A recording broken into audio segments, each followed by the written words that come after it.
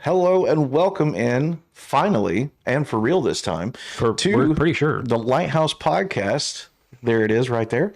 Thank you for joining us on this lovely, what is today anyway? 13th. The 13th. November 13th. November the 13th. Man, we've been trying 14th. so hard, 14th, to get this podcast up for you guys. It's been a pain. Oh my gosh, it's been a pain, but we're here. Here we are. And when I say we, I mean we. The group of people right here. Yeah, finally. So we're going to attempt this again, this time with, operational equipment and, hopefully with good audio and with good video quality. And yeah, Functional. let's try this out for size and see how this goes. Tonight, we are joined once again, okay, for realsies this time. Sure. I believe you. By a very close friend of mine, someone who I love dearly with all of my heart. And we will get into a little bit more on that friendship / relationship very shortly. But former specialist of the United States Army and combat veteran Tyler Holthaus, thank you for.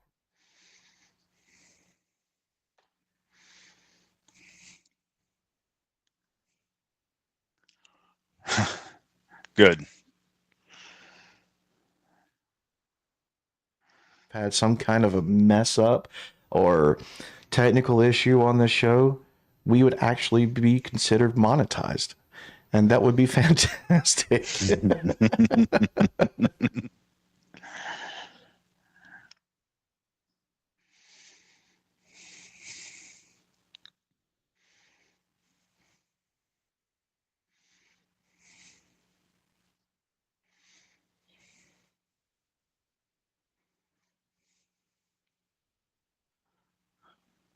Actually started for Tyler Holthaus prior to the military and what led you to join the military. And at this point, it should come pretty easy because you've had a lot of practice getting this going. Okay, so growing up, my adopted dad, his brother, my uncle, was a Vietnam vet. I knew that, so that was probably the first thing that really sparked the interest in the military. I then ended up moving in with my mom, and eventually her husband Harold, who was a retired sergeant first class Vietnam vet himself, and that kind of led me down the trajectory and really pushed. Like I knew pretty much all through high school that was what I was going to do. Right. I ended up joining the Army but bounced around different MOS jobs. Landed on 63 Bravo, which is a light wheel mechanic, because I like tinkering on stuff, and it's always been a kind of just a thing that I did. I was actually the last class of 63 Bravos ever. It later, like halfway through my training, it switched to 91 series, which the only thing different is one is a light wheel mechanic, and then they just jumbled all the wheel mechanic stuff all into one. And then on top of it, I was also the last 91/63 Bravo class to go through Edgewood Proving Grounds, Maryland. Everything else got moved down to Fort Lee, Virginia, and I was the last class to ever graduate through there. Right. Which I think is pretty cool. But yeah. So once you join the military, basic training was, it's something that we all go through. Did you know kind of what you were getting yourself into at that time frame, and what were your thoughts going into basic? What was basic training like for you? So, I mean, having Harold as my stepdad and having him being retired, he also was physically fit, especially for as old as he was, that was what it was. And he made sure that believe it or not, he made sure I was actually pretty prepared, even though I did not take it as seriously as I probably should have. Right. But this is a man who, up for 20 years, he held the record in the state of Kansas for the 1 mile and 2 mile run and was only beaten by his son 20 years later. So, so he had a pretty high expectation there. I mean, if I'm being totally honest, I kind of skated by Mm-hmm. when it comes to the physical standards. The PT test that they had was very well. I mean, it was not conducive to my body shape. I mean, a long torso, long arms, short legs does not play well with push-ups, sit-ups, and a 2 mile run. So, but I did get through it. I was nowhere near a PT stud by no stretch of the imagination. But you can put 5 pounds, you can put 50 pounds in a rucksack, and I'm gonna go the exact same speed, and I'm gonna go the exact same distance both times. Oh yeah. So after basic training, you went through your advanced individual training, which, by the way, is what AIT stands for. If you've ever heard the acronym AIT, that's what that is, advanced individual training. Oh, I thought that was just height. That too, yes. You're right. And so from there, that's where you learned to be a heavy diesel mechanic.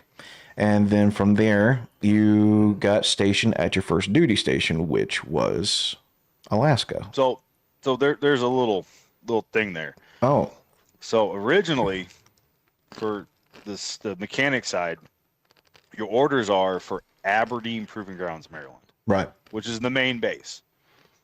Edgewood Proving Grounds is a training outpost, essentially. Mhm. And that whole base was originally where they tested all the chemical weapons. Nice. Like part of your induction and initial briefing in there, you don't drink water there unless it's in bottles. You don't walk in grass over ankle feet high because of like weekly you'd hear a siren go off and somebody found a unexploded ordnance someplace. Right. And you did not fish out of the Chesapeake because you'd catch fish with multiple eyes and gills in wrong places and stuff. Like that was just a typical thing. But Okay. and then directly after that, I actually went to striker school, which after school I did not see another striker the entire military career. But then I was originally supposed to go to Baumholder, Germany. Then my orders got switched to Hawaii. Then my orders got switched to Fort Wainwright, Alaska. Right. And so when I originally arrived in Alaska, New Year's Eve / day of what would have been 2010, Mhm. I walked outside with a fresh beret thinking I was, high speed and -40, it freezes straight to your head. Yep. You have to walk back inside, pour hot water, and then you walk around for about a week with a red ring around your head from where the band was. So I get picked up, I get brought over to these barracks. It's Christmas time. There's nobody on base. I'm by myself. I have pretty much no money. My, at the time, girlfriend, I think it was my girlfriend. Yeah, girlfriend, bought me pizza and had it delivered. She's in Missouri and she buys me pizza out of Fairbanks and has it delivered on post. Nice. And I walked to the PX to get food. And then that was for like 5 days, and then turn around and they came up and says, "Hey, you're going to Fort Richardson, Alaska." I'm like, "Hey, there's no strikers at Fort Richardson." They said, "We don't care. You're going to Fort Rich." So it took me to the airport and I flew down. Which is where you and I ended up meeting. We didn't meet until just a little bit later after you were actually stationed down there. I was with the original group of individuals that was setting up the 703rd. It had originally started in Germany, and then it kind of migrated over to Alaska. And I was one of the first ones in Alaska to actually start setting it up with a couple of other NCOs, and our first sergeant was at the time was just a Master Sergeant Marcus. I don't know if you remember him. Nope. He was the very first one that we had. He was, like I said, he was a Master Sergeant when we first got there, and he was a good guy. He's actually friends with me on Facebook still to this day. And then we had a couple of other guys. I'm trying to remember the names Marchione was one of them. I don't know if you remember I remember Marchione. him. Yeah. I remember him. And then Kowalski was there, Yep. and a select few others. And then it just all of a sudden, like, you had this huge burst of soldiers coming in from AIT, like straight out of basic, straight out of AIT, no combat experience under their belt whatsoever. And all of a sudden, this massive company is getting thrown together of a bunch of fresh boots, getting ready to deploy. And yeah, so around that time frame is where I met Randy Gordon, which we'll get into Randy a little bit later. I actually have a photo of you and myself and Randy. You were hanging into the window of my Dodge Challenger, and Randy was always side by side with me. I mean, he and I were basically inseparable. But you and I became inseparable after a while, and we just kind of became a trio. What do you remember before the deployment? Getting ready, like, and sky's the limit here, but getting ready for that deployment, I especially want to talk about the, prepping the vehicles and stuff to get rail loaded to go out. And, just getting the company ready to go. So Gordon was actually the first person I met of our company. He was working CQ at the old barracks building. I walked up. I said, "Hey, I don't know where to go." And Gordon being Gordon, he's like, "Well, who are you?" And I introduced myself, and he was kind of standoffish, but that was Randy. But then he ended up showing me my room, which I was with.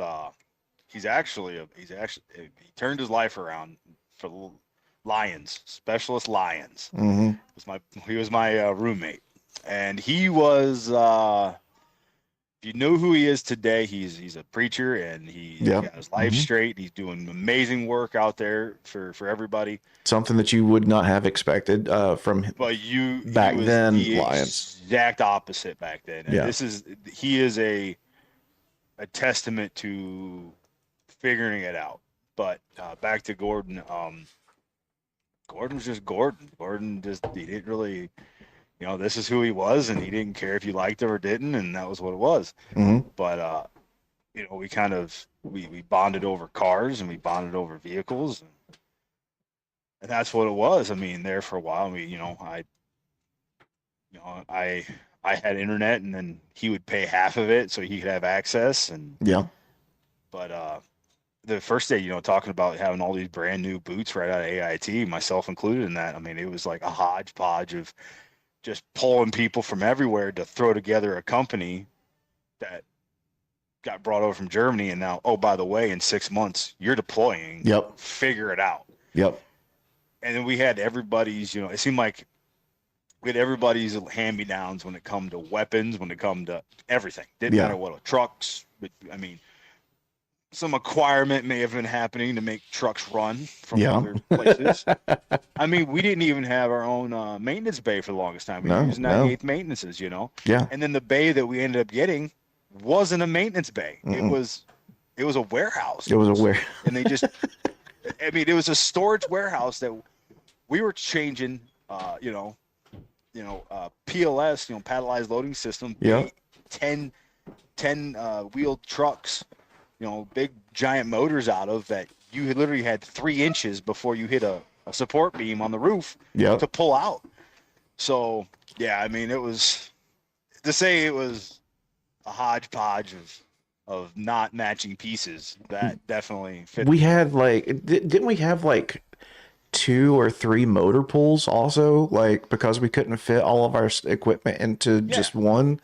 We had the one, and then we were borrowing part of 98 Maintenance's motor pool, and then across from 98 Maintenance, there was that civilian thing. Yeah. We had a line of trucks there, and none of them ran right. Something was wrong with every single one.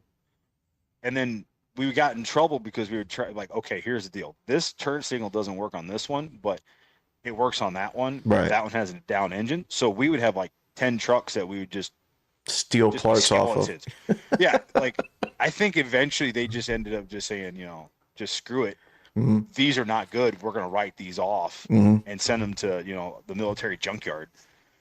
But yeah, I mean we did our fair share of acquiring, which did not stop in Alaska. That definitely carried over to Afghanistan Yeah, absolutely. and Fort Irwin for that matter. But we got away with it because our chain of command was we'll say persuasive. Yes, especially when we got Fife. Oh yeah, Especially when yeah. we got Fife. Fife and Chief. Oh, those two individuals, they were an unstoppable force. So like they were absolute and total polar opposites Oh, on everything. on everything. Sergeant Fife, every other word out of the man's mouth started with the F, and Chief was basically Job. Southern Baptist. Like he was Southern basically Baptist Job preacher. and ACUs. Like he that's just who he was. So, but between the two of them, they were two of the greatest leaders that you could have asked for in the military. Oh, 1,000%. And Which was weird because Alaska was kind of always, USARAC is that whole area. yeah, It's kind of it's army, but it's not real army in many ways. It's kind of that distant cousin that you kind of have to, be, and so you'd always hear like the more experienced guys, say, well, wait till you get to the real army, wait till you get to real garrison, wait till you get to Yeah, this, 'cause yeah. this is not it. And they're right, it isn't. But yeah, yeah.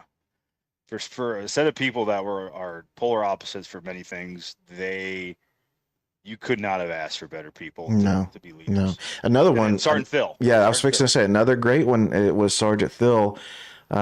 She was, she looked like she would chew you up and spit you out, but man, I'm gonna tell you, like, she would not coddle you, but we were her soldiers, and she would do whatever she could to take care of us. Sergeant Fife was the last person that would ever coddle anyone, and Chief was the same way. But Sergeant Phil, she was one of those individuals who really just took the time to try to understand each and every soldier that was under her. And you know what? That stuck with me. Even now, that sticks with me. Between the three of those individuals, my chain of command in Iraq was, in a lot of ways, subpar. Not all of them, but when I got to Alaska, especially once we got to Afghanistan, that really changed. Now you look into the platoon itself, or into the company itself, outside of our platoon, there were some really chewed up NCOs. Oh yeah. And that can really draw down morale. As a matter of fact, and I don't mind throwing out his name, First Sergeant Walker, or as we like to call him, First Sergeant Texas Walker Ranger. We called him Shooter. We had a bunch of nicknames for him. This dude, he was our first sergeant, and he was the last person that needed to have that diamond in his over those rockers, man. He's the last person to have. He should have never had rockers. No, he shouldn't have. And dude, when you're in a theater that is as hostile as Afghanistan, and you have a chain of command that in any way drags you down, and especially with some of these individuals like Walker, literally feels like they're dragging you across the coals just to show that they're the boss. And that's exactly what it was like with him. Is he was just trying to flex, because think of how many stories, Tyler, that he would tell that you could absolutely 100% without a shadow of doubt tell were so fabricated it wasn't even funny. Panama. Yeah, exactly. Tell the one story that you remember that he told So it was a late night in the motor pool, and we had the most trucks out of everybody in the battalion at that point. Mm-hmm. You know, like 200, over 200 trucks. But we were working out of a tent on Air Force pallets, which are big, giant aluminum pallets, essentially. Yeah. And he came in there, and we were just rolling through these trucks, getting services done, getting stuff fixed.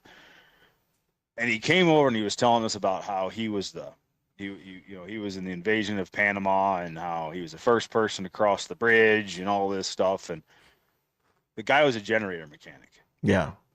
Now, that all being said, it's not completely uncommon for mechanics in general being yanked out of motor pools and put on the front No. line and to do stuff like that happened, especially at GWAT in the beginning of Yeah, I got pulled off of. I got pulled off to do a bunch of different things. You know, I ran gun truck missions as mechanic. So I mean, it's not uncommon, but especially back then, you would have gotten an accommodation. Like that was happening. Period. Now, don't get me wrong. It's well known, well documented that accommodations, like there are certain medals that just don't mean nothing anymore because people get them for nothing. The But Purple Heart being back one then, of them. back then, back then, you would have, and just certain things just didn't line up. I don't know. To this day, I don't understand how he got to where he got, ranking wise. Yeah. But yeah. It was ridiculous. I want to get into Afghanistan a little bit more. You and I went through a lot, like I was saying before. And the morale for you and I, even though we had great chain of command, we had some great friends, and soldiers to our left and to our right, we were having relationship issues. We were having issues with other individuals from our company as far as chain of command goes. We were being run completely ragged. I know that you ran so many freaking missions. I ran the most miles the whole time that we were in theater. I actually got a accommodation for that.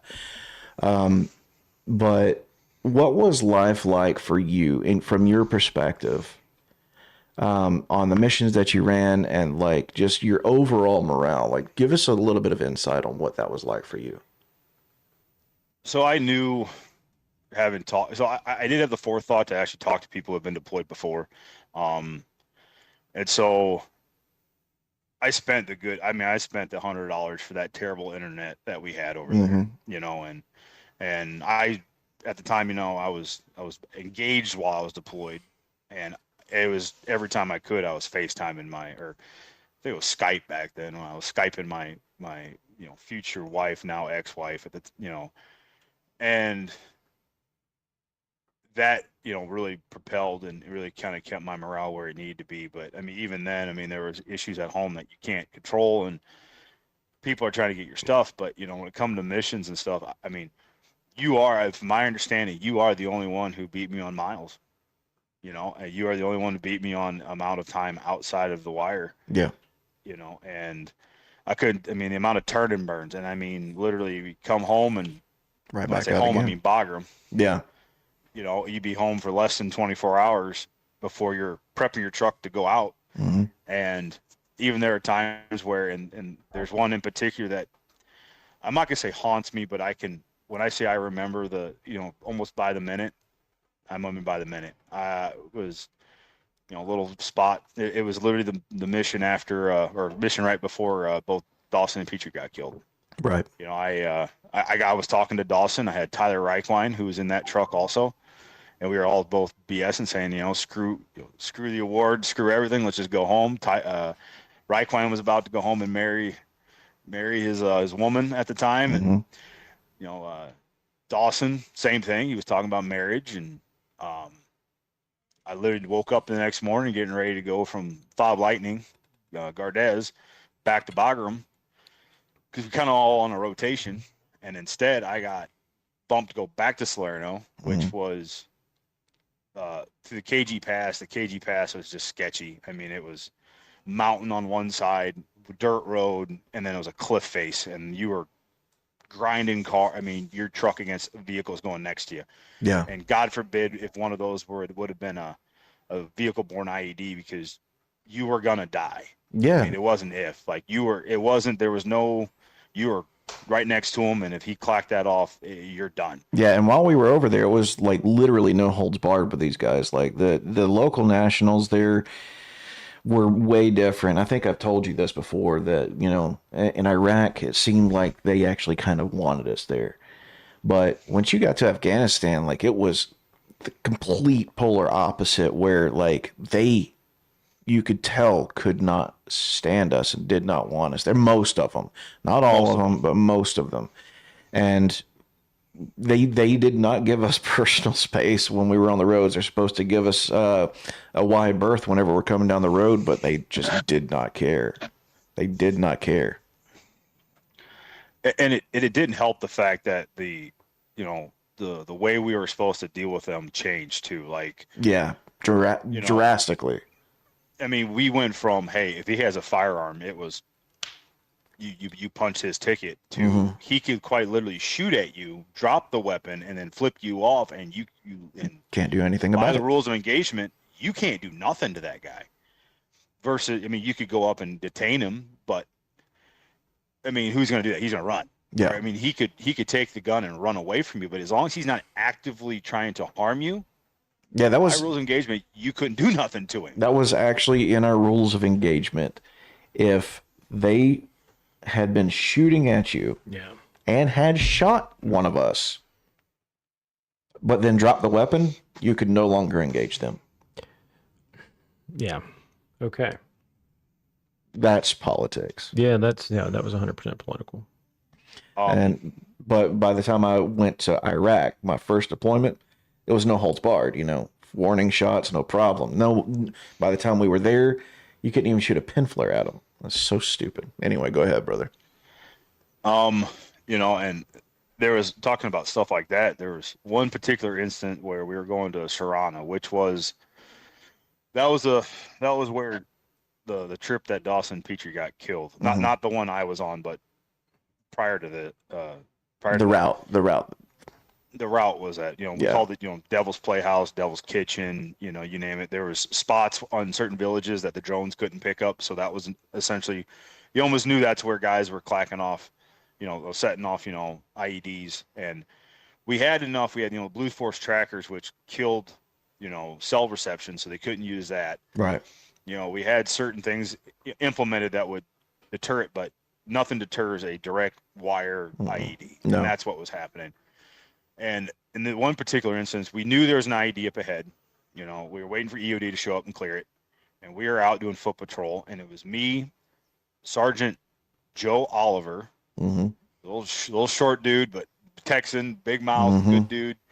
Sergeant Stanley was up in the turret at the trail. Another really good dude.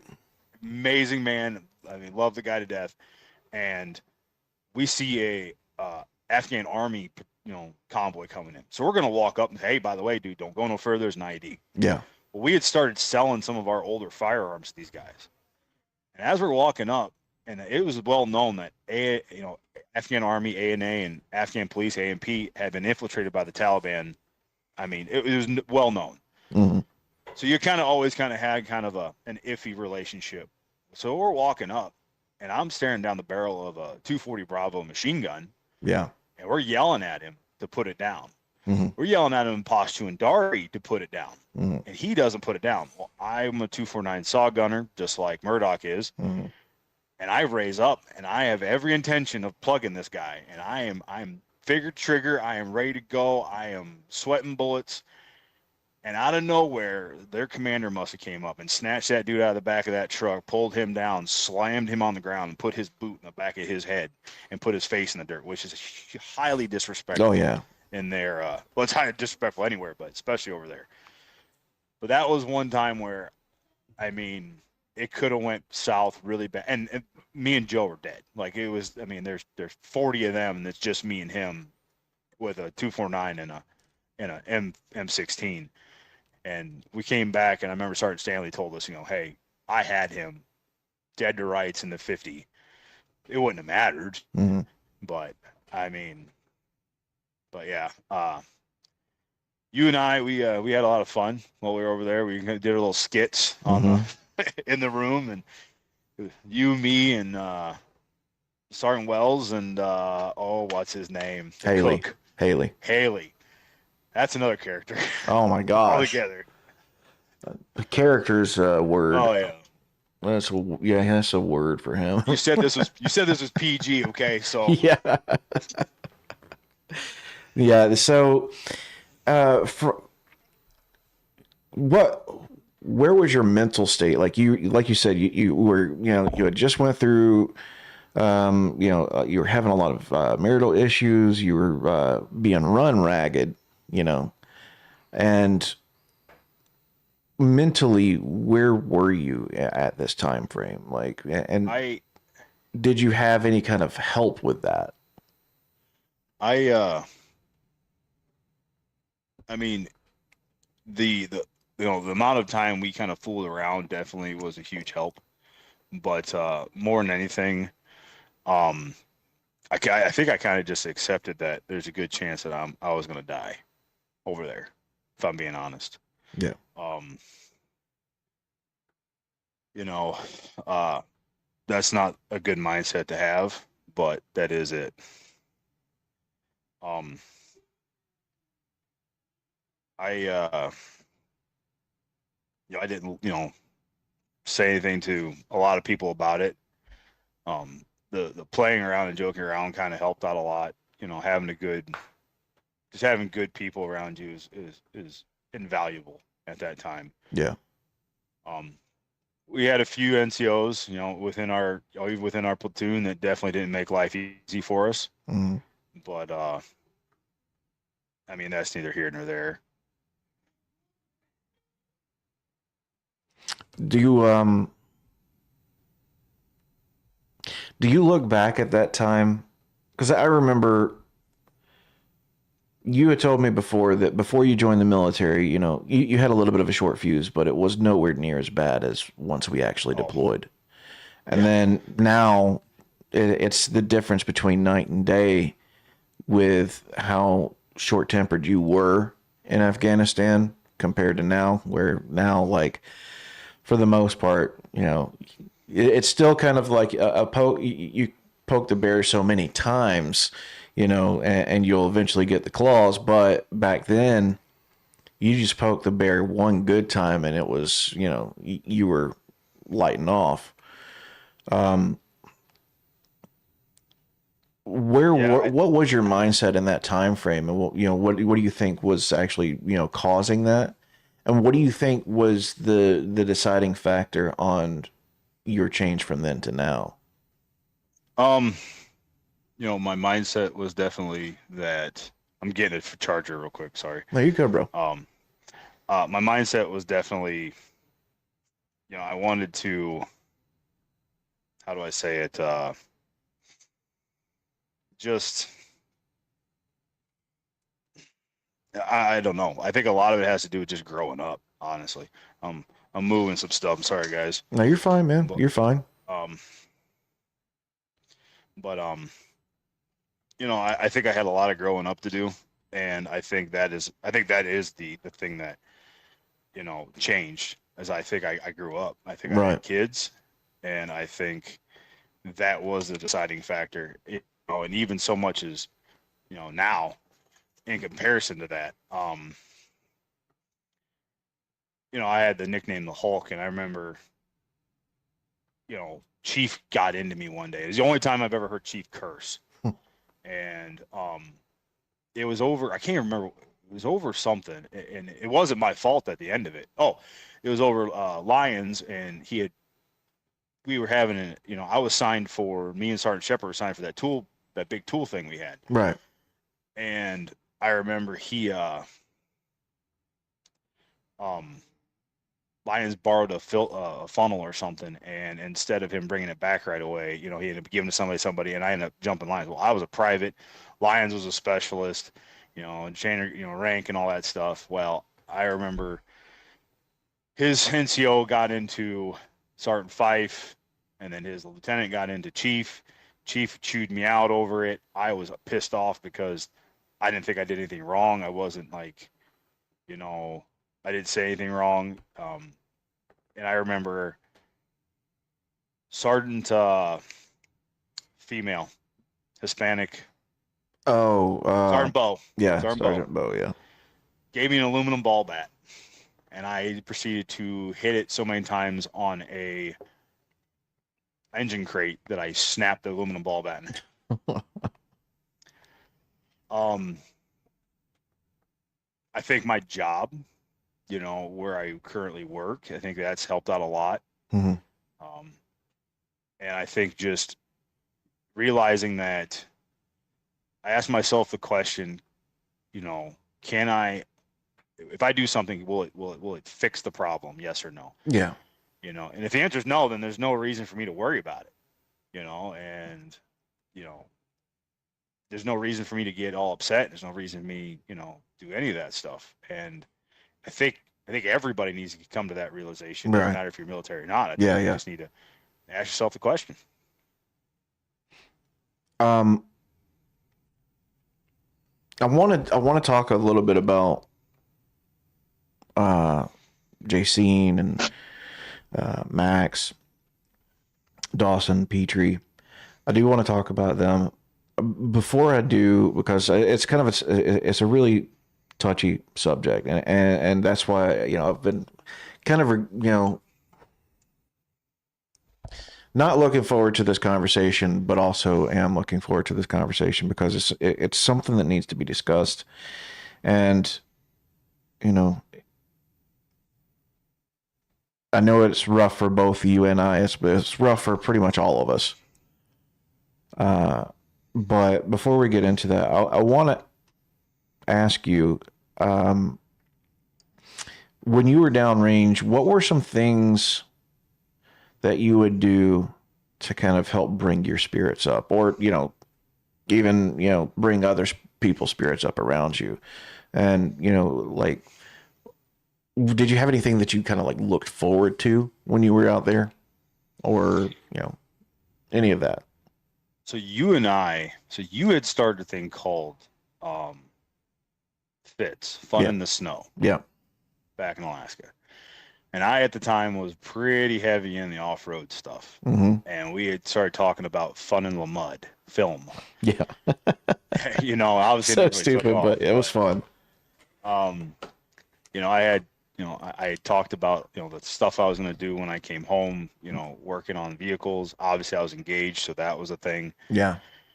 And, you know, I'd play video games. You know, I played, you know, I bought my first Xbox 360 over there Mm-hmm. in the PX. And that is where I found the therapy of the games, actually, more than anything. Mm. You know, I don't know. You know, you and I, we kind of filmed things here and there. We did little skits right there at our deal. And, you know, you and I talked a lot about, you know, what we were doing when we got home in general. But, yeah, I don't know. Yeah, we filmed some really stupid stuff too. We I did lit his stupid stuff. Doesn't sound like you at all. I lit his bunk on fire a couple of times, actually. Yeah. Yes. Yes. Yes. I blame some of that stupidity on the black mold that was growing on the wall. I want to talk about that too, okay? Because that was so jacked up. But yeah, like we were constantly trying to think of things, you know, and a bored soldier is a dangerous soldier. I will say that. It's awful. Because you get too bored, then we're gonna start acquiring other people's stuff. Oh yeah, and we were really good at it We too. did that too. Oh yeah. And Let's just say we never went out. We always had a supply of Rip It someplace. yeah, and we always had a project that we were working on, whether it was, hold on, I got to bring this up. Whether it was the Black Beauty, which is here. This is right outside of our maintenance bay. And that black truck that you see is a Cuck V. And it was literally a Frankenstein. Like, we had torn parts off of, like, so many vehicles just to build that thing. Like, there is nothing stock about that except for the body. And most of the body's not even stock. 2x4 custom roof lift, Yeah. so we could sit in the back without having our helmets on. Yeah, yeah, and I think the way that we actually, because they kept on giving us a hard time on that, and because at first it didn't have a bumper number on it, and then it was the fact that it was black and it needed to be desert tan, and then like they were every time that we got fixed an issue, they would come up with something else just so that we couldn't have it. They just wanted us to not be able to have it. And yeah, you had it.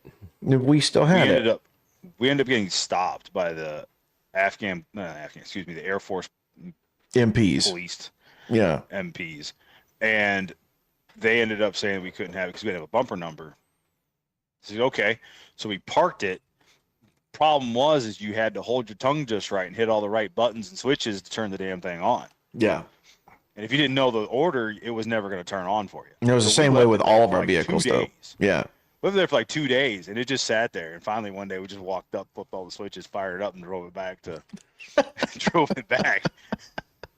That was like that with all of our vehicles, though. Like the war that I yeah. had with Chief on that 4-wheeler, he eventually won because my God. he was a chief and I was just a lowly E4.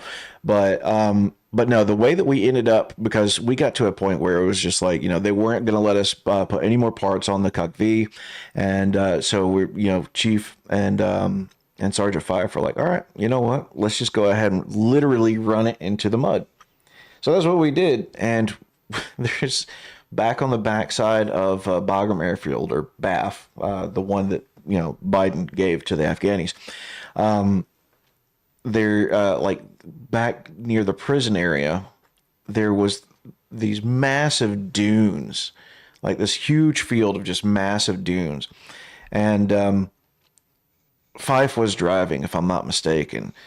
And all of us were in the back of it, and we were hitting those dunes in the back of that freaking Cuck V. And we were hitting and landing so hard that every time that we landed, something would pop. And eventually, it was the drive shaft came disconnected from the front, dug down into the next dune as we were landing, and almost flipped us over the top of the truck. It was fantastic, and we just left it there. I don't remember anybody ever it stayed out there for a long time after that. It could still be there. Well, possibly. You could. Well, I can tell you right now, with a pair of trucks that are probably still parked outside. So Bagram used to be a Russian base once upon a time, and there were still landmines actively on Bagram. So you would have these Nigerians walking around. They would go out in this big giant, we called it the White Rhino, which was this big, huge armored truck with big steel wheels. They drive out there with 8-foot long rebar, and they would stick them in the ground. And that's how they found landmines. Well, I remember, they had Russian bunkers there. Well, we had a set of, I shouldn't say we, Murdock had a set, because he was the fueler, of 2.5 tankers that were pink. Because car paint, which is what the military vehicles are painted on, once it's sun-baked, it turns pink. Yep. Well, we ended up driving them out there, parking them next to a bunker, and just left them. Just left them. And we pulled those out of Dermo before we had to actually sign everything out. I mean, we just like the 5-ton. We fixed the 5-ton, and we used that for all sorts of parts runs and everything else. Yeah. We were the babies, though. Like we got taken really well care of by Chief and Sergeant Fife. But I want to change gears a little bit, and I want to get a little bit more serious on this, because this is a topic that I think needs to be had, and I think that a lot of our guys probably need to hear this for themselves. That might be watching or might watch it later, and I want to talk about them in a certain order, because I want to talk about Max last. Yeah. We lost a few soldiers while we were downrange. Specifically, we lost Jen, Jason Petrie, who was one of my very best friends. She was like a sister to me.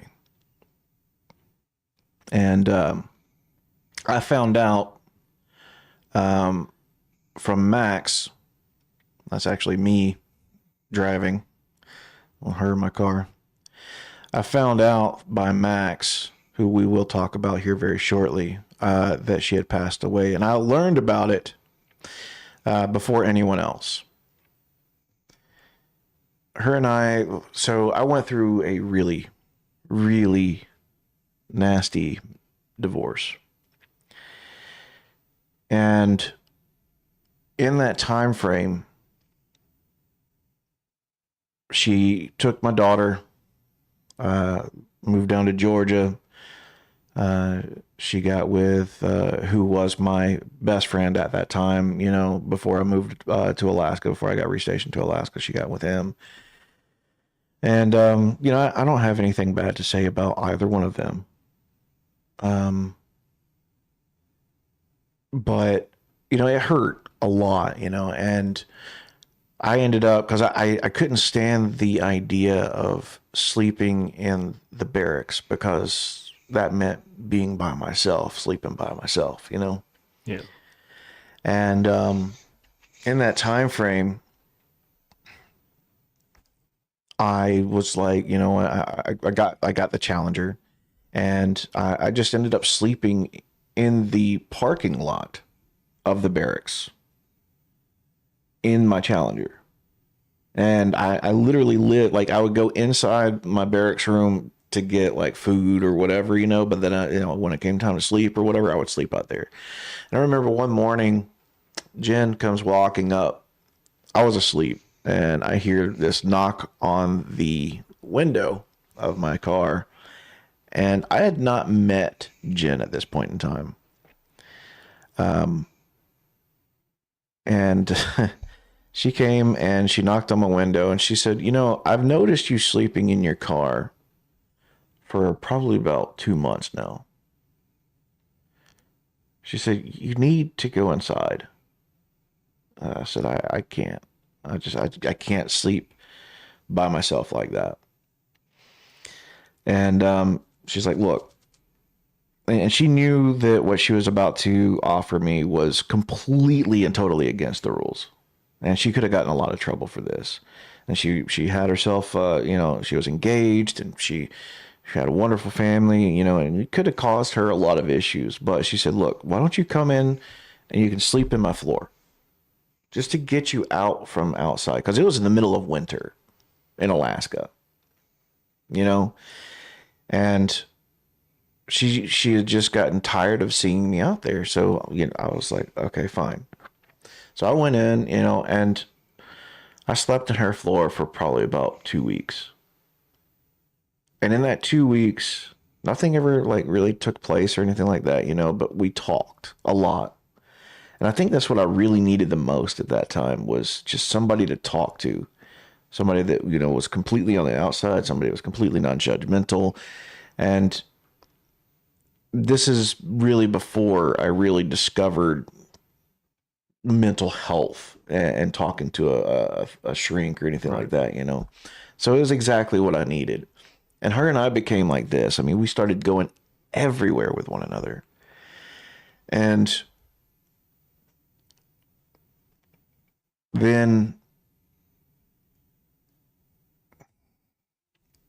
we went to Afghanistan. After we went through NTC, we were best friends through, you know, that as well. And, you know, we, for a little while, we were inseparable as well. And then when we got to Afghanistan, they went on that mission, and I was working in the Bay. And Max, I actually have a photo of Max. I have to bring you up to be able to show photos because that's just how everything's set up. But Maxwell, he worked in SPO, and he was one of the first people to find out when her truck got hit. It was her and Dawson in the truck. And he said, Addis, I know that you have a very strong bond with JC, but I need to tell you something. And I kind of already almost knew where he was going with it. And then he told me that they were hit. And I started crying pretty bad. He said, "You got to stop." He said, "You got to be strong, dude." I really wanted to punch him at that point in time, because I knew that I couldn't tell anybody. Because nobody is supposed to know until the family knows. And until the family knows, nobody else really gets to know. So my best friend and my sister, I didn't get to really mourn her death.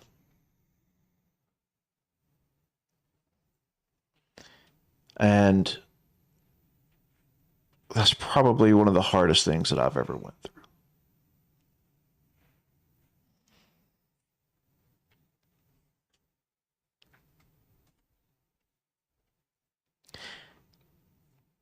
We lost Dawson as well in that same attack. But and I love Dawson, don't get me wrong. I mean, he was such a contagious person. Like, he was contagiously happy. Always had a smile. Always had a smile. But I didn't have that same bond with him that I did with JC. And so, like, I hate to put it this way, but his death almost flew under the radar for me because of how much Jen was impacting me. Yeah. And later on, I felt really bad about that, but losing Jen was right there with losing my father, which had just happened right before the deployment. Right before I got a divorce even. And it was right there with that. And I just never got a chance to really suffer correctly, I guess I should say. Yeah, I know that's kind of a odd thing, because I think most people probably don't get to do it the way that you're supposed to, because we don't know how to. You're figuring it out as you go, and that's tough, because you're in a circumstance completely beyond your control, almost completely, and when you're in that, you're deployed, you have very little control over your life, period. Yeah. And those things, it's just it magnifies everything, because you don't have normality. Yeah. At any stage, anywhere of your life at that point. So it just makes it extra difficult. Yeah. I mean, it's tough enough to deal with. And again, I think most people don't. I lost my grandparents, and then my dad, and then my mom, and even when you're young and you start losing like great grandparents and things like that, you're just watching what everybody else is doing, and how many of us are really well developed enough at any stage in our life to really grieve correctly, and what is the correct way to do it. I think we're all just doing the best we can. Yeah. For the most part. And you know what? You're fairly all right now. Yeah. You're not the worst. Through trial and error, though. That's what we're all doing.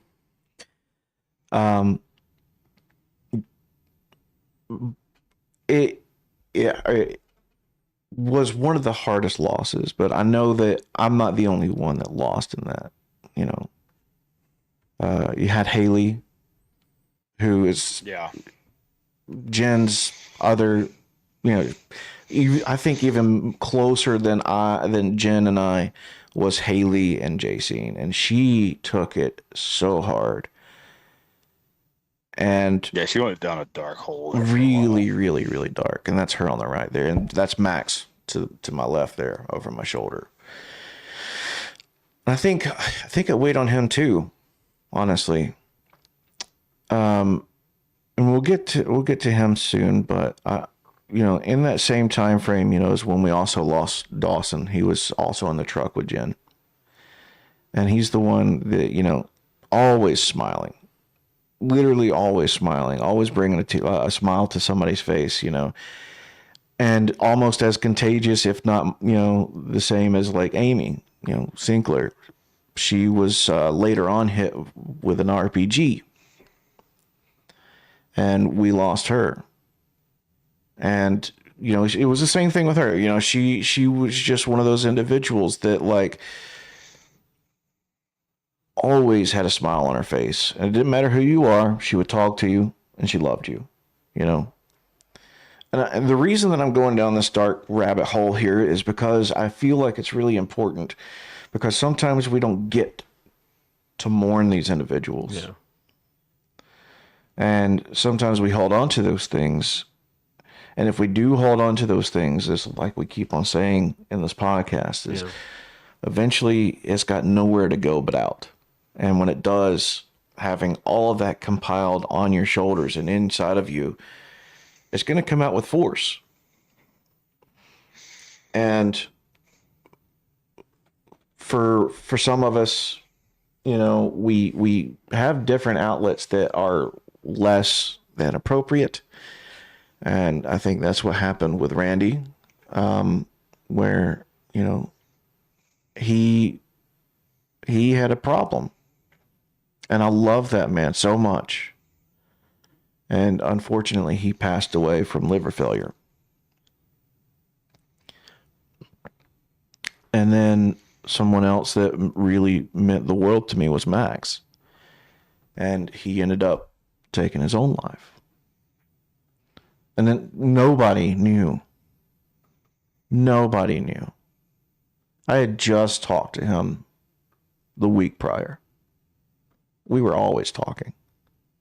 It's not going out. It's just this. I had just talked to him the week prior. And everything, like he had just gotten a dog for his family, an adorable little puppy.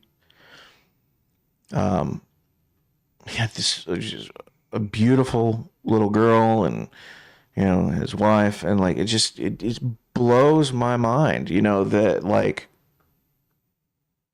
nobody saw it coming. Nobody saw it coming. And that's what happens when you let it build up, is eventually it's gonna pop. And that's why we harp so hard on talking on this channel. Yeah. And it goes back to why we stress men's mental health, because we're, men are told to suck it up and just, be tough and don't show emotion and all that garbage. Whereas women are more apt to just let it out. Yeah. Like completely lose their crap for a little while. And maybe that's how we're supposed to deal with it sometimes. Just flail about wildly and torment yourself for a few minutes. And then it's like, okay, that's done. Mm-hmm. I don't know. Maybe they're doing it right sometimes, where they just go nuts for a little bit, and the guys, we're supposed to be all stoic and just like, well, my dad just died in my arms. All right, let's go plow the field. You know? And I get that for a long time that was just kind of what you had to do. Yeah. Yeah, you're marching across the field, and all your buddies are dropping left and right. It's like, we got to keep marching slowly towards this other army. Yeah. And that's just what you had to do. But we're kind of beyond that now.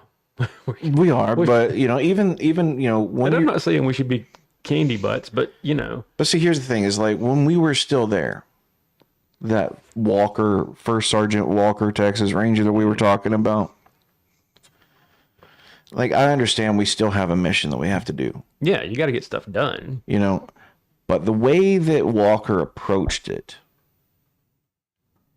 was exactly what you were just saying, except way worse. Oh, yeah. Exactly what I just said, except totally different. No, way worse. No, worse. It was the same thing, but worse. Do you want to take this one, or should you want me to? Well, I mean, I remember him like berating, like staff, like not excuse me, that staff, but like the soldiers, like I remember Haley. Let me stop you just for a second. Keep in mind, every one of these soldiers just about that just lost this individual they went through basic and AIT with Yeah. Yeah, yeah. had never deployed before. Never a lot of them have never lost somebody in their life. And then go ahead, Tyler. I mean, going back to that, I mean, like they sent entire 88 mic classes to 109 transportation. So, and these guys went from basic training at Fort Leonard Wood, AIT in Fort Leonard Wood, to being deployed together out of Alaska. They've got years together. I mean, they are about as tight knit gets. And, Yeah, it's family. And I would argue to say even more than family. I would argue to say that I have a bond with Jerry Murdock tighter than I do with my brother, with family members of mine. Yeah. So I would even go past that. I don't know what you classify that as, but he would berate them. And in my opinion and from my understanding, the way he reacted to some of this is what eventually led to him being dismissed as our first sergeant. Yeah. So because a complaint got made and a fairly serious one got made. yeah. So when we first found out, when he approached the platoon to pass the information to this is the first time that a lot of these soldiers who knew and loved Jen and Dawson, okay, first time that they're hearing this, he comes up, well, you guys are soldiers, so you're going to have to suck it up and push through this because it's your job. We lost 2 soldiers today. Private, our specialist, Dawson, and Private First Class Petrie. Now, I know that you guys want to cry and to mourn, but you can have time for that later. You know, these guys are brand new to the military. We weren't infantry. They were supply. Yeah. You know?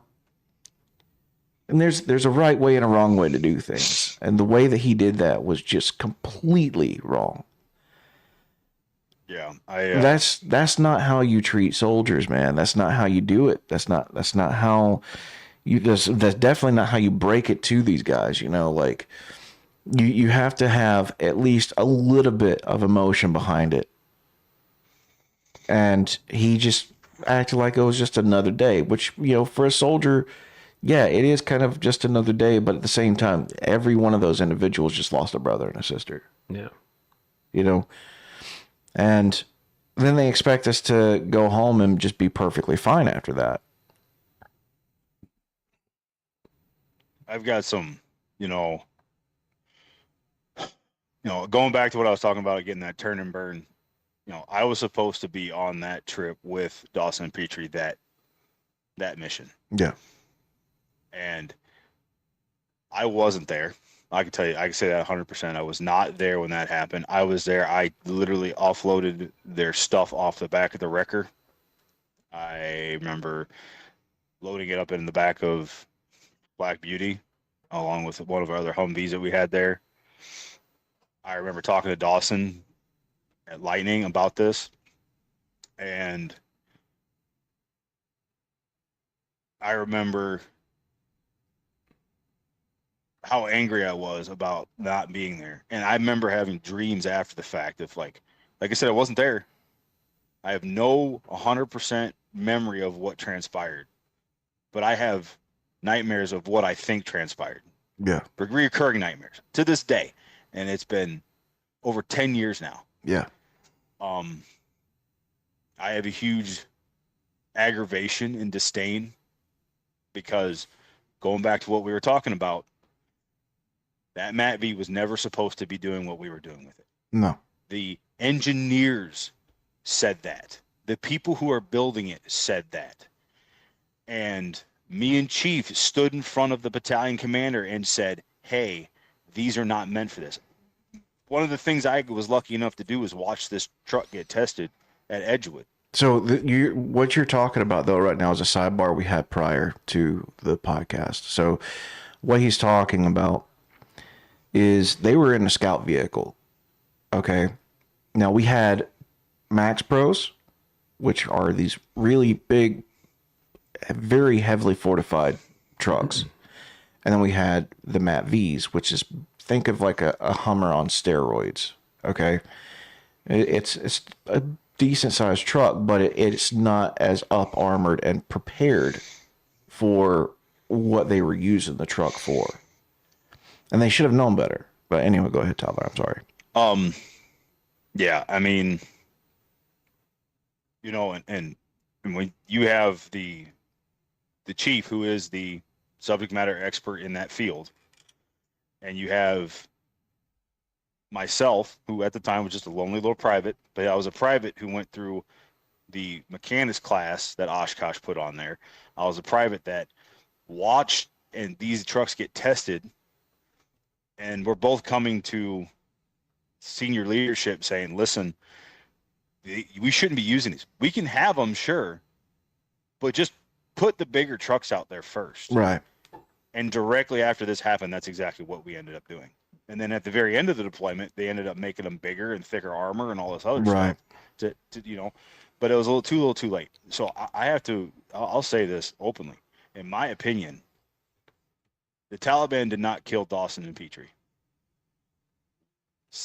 17th Combat Sustainment Brigade leadership killed Dawson and Petrie for not listening. Yeah. So they offer some things for us once we get out of the military. But in that moment, they say, you can go and talk to, and I did, I went and talked to a shrink. And as a matter of fact, I met one of the best shrinks I've ever had in my life. But nothing really prepares you for that. Nothing really prepares you for what comes after that. And I know that a lot of people that, were there don't have a voice in this right now. We're just kind of talking about this, and, if they watch this, they probably want their voices to be heard on the subject as well. But right now they don't have that opportunity to. So we're kind of like filling in for them. But I wonder how many people, how many soldiers or Marines or sailors or, Seabees have went through something similar and just really didn't have an outlet, or like we continuously harp on, feel like it's emasculating somehow to, talk about these things or go and get the help. Because if you're a Marine, you're supposed to be oorah devil dog, and, and like, this is just another day in paradise, right? But the reality of it is this does leave a lasting imprint on you. I'm almost 40 years old now, and, this was over a decade ago. Yeah. And it still has left a lasting impression on me. That doesn't make me a weak person. And that doesn't make you a weak person for feeling the same way either, if you're watching this.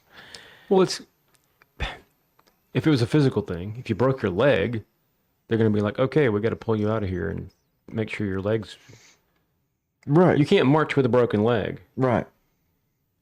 It's the same thing, really. Yeah. If you're broken, you're broken. And we need to have better mechanisms. And in some ways, it's actually worse. In some ways, it is actually worse. Mental health is a silent killer. Poor mental health, I should say, is a silent killer. And because mental health is great. There's no physical signs a lot of times that you're suffering from some kind of mental ailment, right? Yeah. You have physical ailments, but you have mental ailments too. And both of which need to be treated. Yeah. Both of which need to be, wrapped up and braced. And so that's what we're kind of trying to advocate for. Tyler, what have you been able to do in the time since the deployment to better improve your mental health? And what programs, because I know that you've become a member of some programs to help others who are currently suffering from mental health or other avenues of which they may be suffering. So I have been very uniquely blessed in the sense of the people who I've, by pure accident, truthfully, by pure happenstance, gotten into. Before the podcast, we were talking about, hunting. Yeah. And I, there's a guy named Tyson Trunkhill out of Denver, Iowa, who is a retired captain out of the National Guard. He has few combat deployments. He's artillery. He has a archery shop called the Sticks and Stones Archery, really right out of his backyard, out of a little garage. Yeah. And he started a nonprofit called the Dust Off Project, where he gives bows to veterans and first responders. That's And cool. when I say I was literally within hours before going and talking to him, buying a firearm with the intention of going in the woods and ending it all. And I stopped myself. I was at Fleet Farm of all things, buying a can. I was going to buy a Canik TP9. And I went and I was like, oh, well, I'm going to keep a little bit of this. I'm not going to do this. I'm not going to do this. So I went and talked to Tyson. And I had no intention. I didn't know he was giving me a bow. And he handed me a Martin Axton 36, which is $2,000 bear that got sponsored. From my understanding, I'm the only one who get a sponsored bow, meaning a company paid for the bow and I got it. Yeah. And he handed me the bow. And almost to the dollar, the amount of money I was going to spend on that firearm, I ended up spending on the bow. And then I literally built myself. He literally taught me how to shoot a bow. I literally built a sight that I put inside of my house, and I would shoot the bow every day. And on the days that I was not okay, I shot it until I couldn't shoot anymore. And I can't thank him enough for that. That was Right. like my first real thing. I was part of a nonprofit at the time that was supposed to helping, which kind of fell apart. On top of that, I was with Chris Jones, who was Murdock met at my wedding. He was a Yeah. groomsman.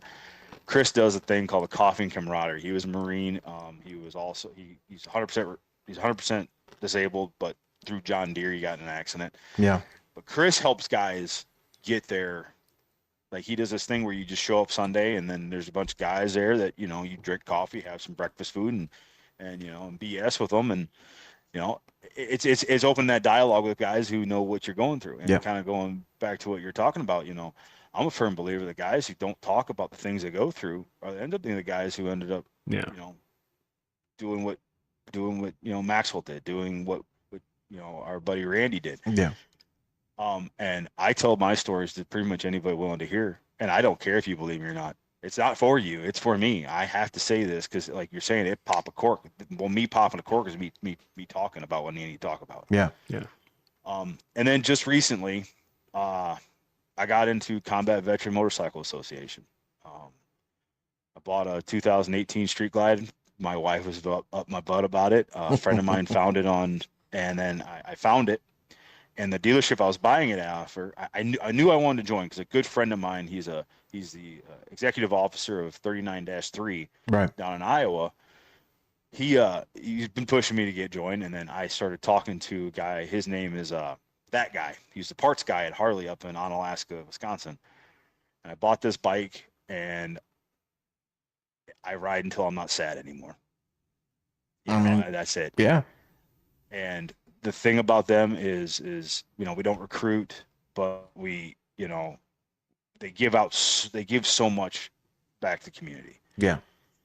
And between shooting my bow, playing video games, and riding my bike, which leads into me helping other people, and then just talking, being open with pretty much anybody. If I'm willing to tell you my story, it means I have enough respect for you to tell you my story. Yeah. It means a lot to me. Yeah.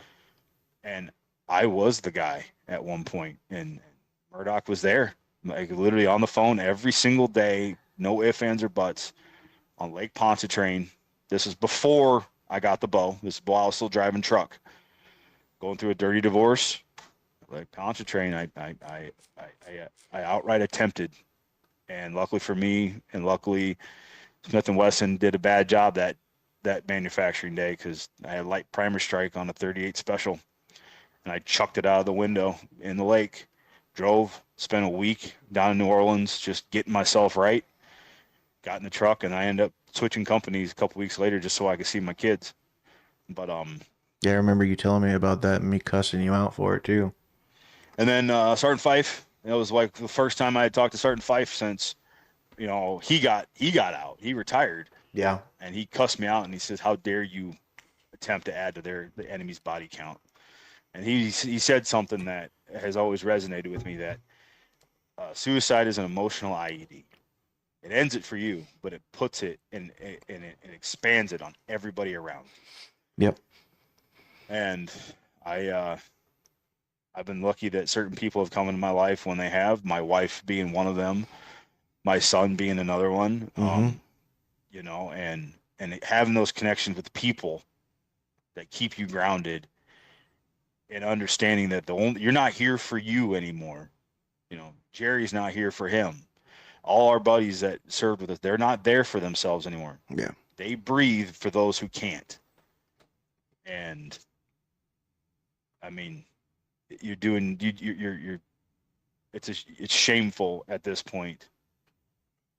And I understand better than some how what you can go through to put you to that level. Yeah. But you got to have a rope to save yourself. And I'm lucky enough that I've had a few.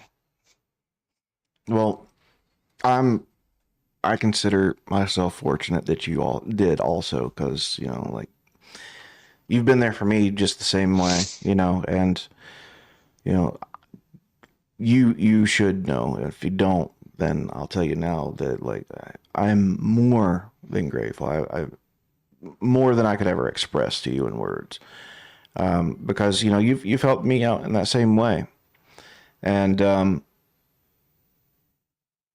I'm glad that you're here. I'm glad that we still have the ability to have dialogues.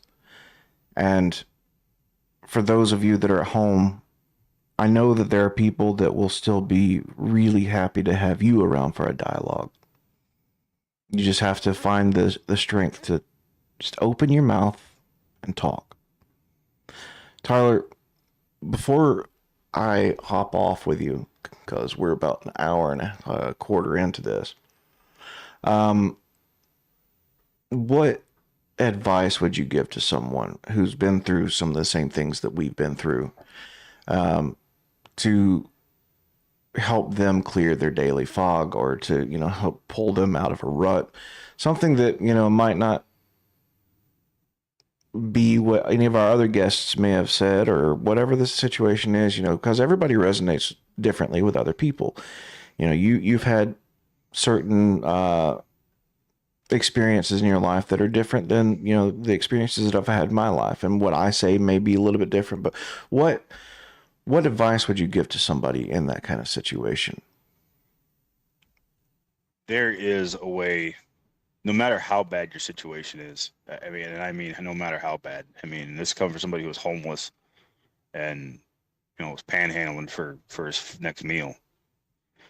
No matter how bad your situation is, there's always a path, and it's not always the easiest path, but you need to find it. And I guarantee you, somebody is willing to listen. And if they're not, move on to the next person. Yeah. And find that person. And then, sometimes there may not be anybody around that can relate. So what you do at that point, especially if you're a service member, there are an abundant amount of organizations out there, both through the VA and outside the VA, that can help. I mean, I have people surrounding me, all the time. This coming Sunday, I'm gonna be at the CVMA event, and I don't necessarily get along with all of them, but I know for a fact they understand where I'm coming from. And it doesn't mean you have to be a veteran to talk to these people. Yeah. But there is somebody in you have a community out there.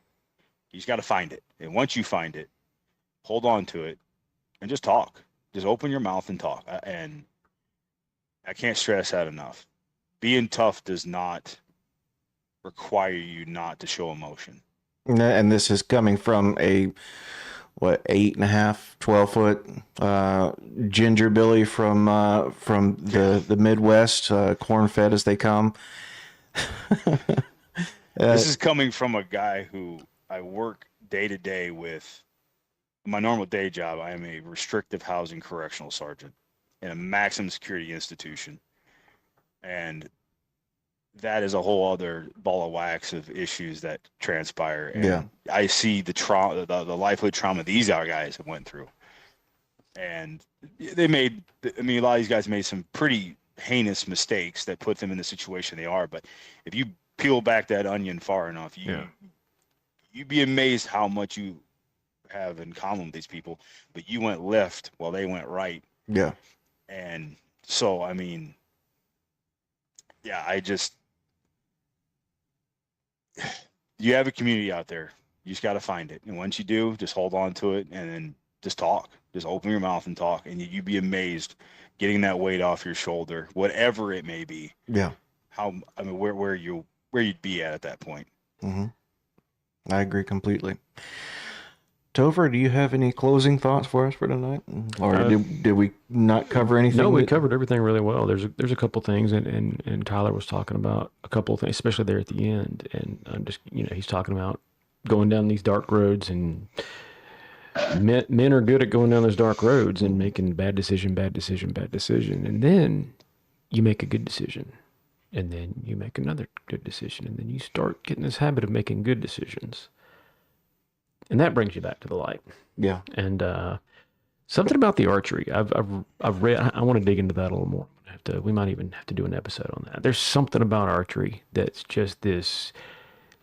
There's so much mechanics to it to get it right. Mm-hmm. I mean, you got to have the right draw weight and right length, and you got to anchor everything correctly, and you got to hold the bow just right. And when it works, it works. Yeah. And it's all it occupies your brain, and it makes you think about all these little things until they're automatic. Yep. Mm-hmm.